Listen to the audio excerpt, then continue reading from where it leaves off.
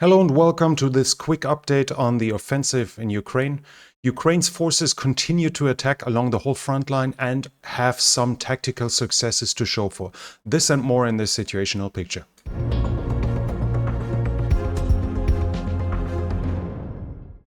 We have Ukrainian attacks along vast parts of the contact line.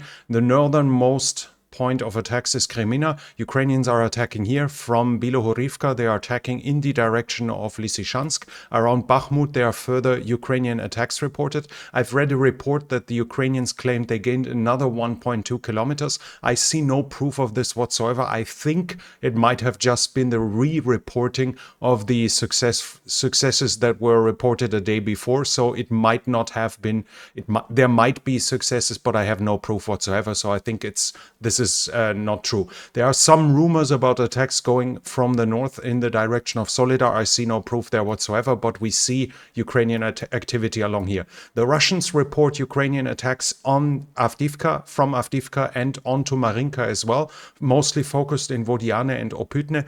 8 attacks are reported there, so Ukrainian attacks continue in this direction as well. On the southern area, both in Western Donetsk as well as in Zaporizhzhia, we have reported fighting south of Velika Novosilka, Huliapole north, south and southeast of it, south of Orikhiv and southeast of it, as well as here south of Stepove. The fighting is continuing. Now, the big news is for Ukraine that they've liberated 2 towns south of Velika Novosilka.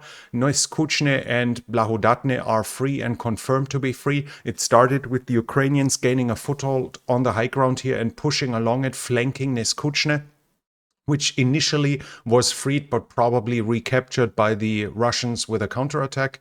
And while they kept holding the high ground, the Ukrainian forces attacked from the east towards the southwest in the direction of Blahodatne and Makarivka. And this forced the Russians to withdraw both from Neskuchne as well as from Blahodatne. So while Neskuchne was there was combat for Neskuchne for several days, Blahodatne was given up by the Russians by more or less a classic turning maneuver from the Ukrainian side. There's no reported fighting for Blahodatne in this point, while we actually have visual proof of the Ukrainian side raising their flag in the town here. In Zaporizhzhia, we have big news for the Ukrainians as well. While we can't report territorial gains here that are somewhat proven, yesterday already the Russian military bloggers were reporting that the Russian side is pulling in reserves, is reinforcing the front line. This is a sign to us that the situation is not that rosy as the Russians depicted. Otherwise, they would not be forced to draw in reserves. While it's unclear whether they already have been committed, at least they are getting ready to be deployed in this region and are being redeployed, are being moved around. Generally, from the situation, we also have reports about partisan activity and sabotage groups active on the Crimean Peninsula. Railroad track was blown up. The train was barely able to stop before it, to stop derailing. In Belgorod, there are reports about sabotage on railroad tracks, and in southern Zaporizhzhia, in the occupied area, a railroad bridge was blown up just a few hours ago. All of this clearly a concentrated effort of Ukrainian troops and supporters, partisans, to help cut the lines of communications of the Russians during this counteroffensive. Generally, what we can see, the Russians are defending themselves fairly competently. So far, they try to discover the Ukrainian attackers as early as possible and then destroy them with artillery and air power before they are even getting into contact with the Russian troops, with the Russian ground troops. There are a lot of videos from first-person view drones and from helicopters, combat helicopters, destroying and damaging Ukrainian equipment. This is successful to a certain degree. When they are not stopped by artillery and helicopters, they are facing heavy minefields. Not only are the mines deployed for roughly a year now, so we have minefields in depth. The Russians are also using artillery to redeploy mines in areas in the so-called gray area, in the contested area, in the no man's land, even when mines have already been cleared there. For the Ukrainians, this means that they basically have to either go in a long line, in a long column on the few paved roads and the few clear roads. They can't open up. They can't build a wide front that would be done usually in an armored attack, because the minefields are stopping them and deploying mine rollers while they might theoretically have them. They don't do it in a big degree because mine rollers slow the armored vehicles down drastically. A Leopard 2 tank, most of the IFVs can roughly go 60 to 70 kilometers an hour under ideal conditions with heavy mine rolling equipment of like 8 to 10 tons in front of them. This slows it down drastically and makes them an easier target. So for the Ukrainians, they have a clear dilemma. They only have bad choices. Either they go into a long column, which is tactically very unsound and decapitates their abilities, or they try to open up a wide front, either running into mines or slowing them down with mine rollers, meaning the Russians have a longer time to react, a longer time to shell them with their artillery, and a longer time to deploy combat helicopters to destroy them. Should the Ukrainians cross the no man's land and attack the Russian positions, they are faced with reinforcements, they are faced with positions that are pre-prepared and helped with ATGMs, with anti-tank weapons. If the pressure is too high for the Russians, they are withdrawing to the second line after they've slowed down the Ukrainians long enough. And according to their doctrine, counterattacks happen to try to recapture the area, as we've seen here in Neskuchne, where the Russian counterattacks have been successful in the past days. If all of this is even supported by electronic warfare by the Russians, which hampers the Ukrainian abilities to communicate with each other. Command and control is difficult and sometimes impossible. GPS is jammed, so the Ukrainian soldiers, which in times are not very well experienced, are facing trouble because they can't communicate, they can't receive orders, and they might even have trouble understanding where exactly they are, which should be no surprise that they are in trouble at that point. But this isn't even all yet, because as they have to close in over open area with barely any cover, the south here has barely any trees, has barely any hills. It's mostly a flat terrain or a very smooth terrain. While this is done, they have to do it without air cover. The Russian side dominates the airspace, and they show a clear lack of SHORAD capabilities, so short-range air defense, which obviously means their attrition rate is getting even higher. They switch to increasingly attacking at night, though. According to Russian military bloggers, they seem to have a clear advantage in night vision equipment thanks to their Western backers, so they have some tactical advantage in these areas. Generally, though, we have to say the new situation is not stable. It's not the equal.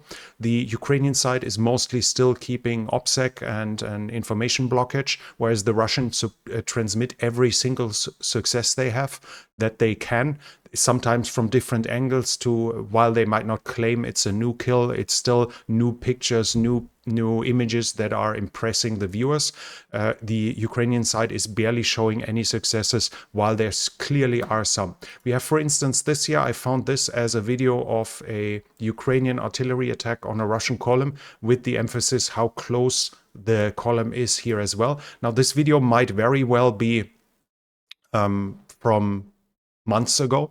This might even be a Ukrainian column for all we know. I cannot identify exact Western equipment in here that would allow us to identify which side this column is likely from, but at least according to the reports, that is a view from the Ukrainian side. And what we have here is counterbattery fire on a Grad system, a multiple launch rocket system. We already have heard that at least 2 TOS-1 multiple launch rocket systems of strategic level from the Russian side have been destroyed by the Ukrainians so far. So the Ukrainians do commit even high value ammunition for counter-battery fire. We see a HIMARS hitting it here, and interestingly enough, it's still able to shoot 2 missiles despite very likely being destroyed. If we take it slow, we can even see the missile come down. You can see it here. And here you see the proximity fuse as the missile doesn't hit and then explode. And you can see all the shrapnel damage it is doing in this wide area, so that the Grad can be used again is extremely unlikely. These events happen. There are some rumors of the artillery by the Russians already diminishing. I have no concrete proof of that, but we need to acknowledge that the information situation is very difficult right now, because one side is broadcasting every success and is now and then admitting a slight setback, whereas the other side mostly doesn't say anything at all. And this means that we see significant Ukrainian losses. There is no sugarcoating that. They have lost several Leopards. They've lost probably 10 Bradleys. In total, they probably have lost 100 vehicles by now, which is not nothing, especially while they have been delivered over 2,000 in preparation for the counteroffensive. It's still 5% of that in total, which they might have lost as of now. But while we see Ukrainian losses, we barely see anything what the Russians lose, and we can see that the Ukrainian attacks have to be somewhat successful, not just here, but by the fact that the Russians themselves reported that they are deploying reserves. They would not be forced to deploy reserves if everything was fine and they would just crush the Ukrainians without any problems from them whatsoever. And we see the Ukrainians attacking on the whole front line. This is reminiscent of the Russian doctrine. Usually the Russians attack on a whole front line to fix the troops in place, and then either attack on a pre-prepared Schwerpunkt, a focus point of their concentration, a concentration of their forces to push through there, or they decide where the front is the weakest to then create it ad hoc at that point. When we see Ukrainian attacks at Krymina, when we see Ukrainian attacks from Bilohorivka in the direction of Lysychansk, that is clearly meant to fix troops. Even if the Ukrainians were able to break through here and suddenly, surprisingly, liberate Lysychansk, that would change nothing. That would have no effect on the strategic situation whatsoever. So attacking there is kind of pointless as of now if you think by the aims they can achieve. But by attacking there, they force the Russians to fix troops there. They force reserves to stay in the background. They create the biggest dilemma they at least can in their current situation by distracting the Russians and by threatening them along the whole front line. Same here, Krymina, like with Bakhmut. Even if they were to retake Bakhmut, it would be a moral victory. It would change nothing. That they need to break through in the south, at least by normal measures. So while we see that the Ukrainians are attacking at different points, while we see they have painful losses, there is no sugarcoating that. The losses so far have not been devastating. The Ukrainian offensive power is still more or less intact, and we still don't really know where the Ukrainian Schwerpunkt will be, where the Ukrainian will focus all their power to break through. It's still fairly possible that it will not be where we've seen the Leopard 2A6 being employed, like in this direction here. It might still be further to the east, for instance, to aim for Mariupol, while that would not be the ideal place to attack because of the geography, because of the close proximity to Russia.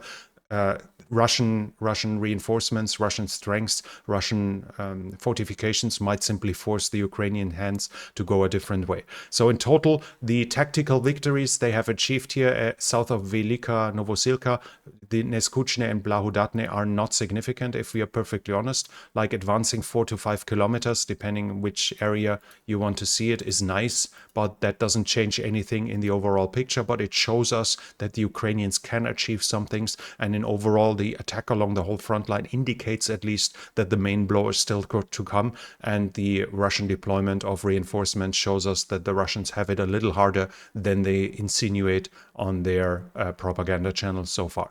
That's it from me for now. We'll keep it updated here and try to be as unbiased as possible, as I don't see a point in running a Ukrainian propaganda channel here, while my sympathies are clearly on the Ukrainian side. The facts still matter, at least to me. So if you enjoy this, please hit the thumbs up, leave a comment for the algorithm, and say where you think the main Ukrainian strike will actually be. This really helps with the algorithm, and if you're new here, I would like to invite you to subscribe to the channel and hit the thumbs up and hit the bell icon so you don't miss future videos. And if you want to help the channel grow, you can share the videos and the channel with your friends and acquaintances. This channel is only possible because of the support from viewers like you. If you'd like to support the channel, you can do so by the means in the description. Thank you very much to everyone already supporting the channel. And that's it from me for now. Thank you for watching, and I'll be back.